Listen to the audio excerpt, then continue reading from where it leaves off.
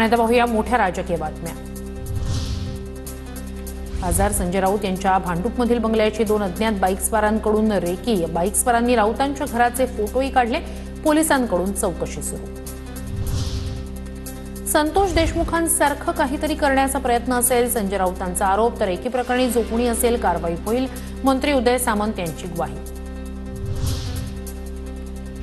आदित्य ठाकरेंनी घेतली मुख्यमंत्री फडणवीसांची भेट। संजय राऊतांच्या घराच्या रेकी प्रकरणी चौकशीची मागणी। सोमनाथ सूर्यवंशींच्या मृत्यू प्रकरणी न्यायालयीन चौकशी होणार। विधानसभेत मुख्यमंत्री फडणवीसांची घोषणा। सोमनाथ सूर्यवंशींच्या कुटुंबाला 10 लाखांची मदत जाहीर। परभणीतील आरोपी मनू रुग्ण, त्याच्यावर 2012 पासून उपचार सुरू असून सोमनाथ सूर्यवंशीला कोठडीत मारहाण नाही तसं फुटेज उपलब्ध।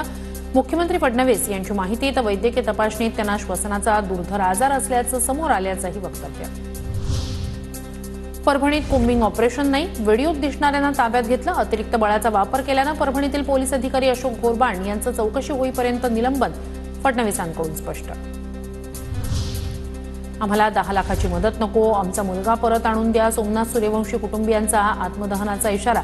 तर फडणवीसांच्या न्यायालयीन चौकशीचं मात्र स्वागत। परभणीत पोलिसांकडून कोम्बिंग ऑपरेशन केलं गेलंय। कोम्बिंग ऑपरेशनचे आमच्याकडे फुटेज। नितीन राऊतांचा फडणवीसांवर पलटवार।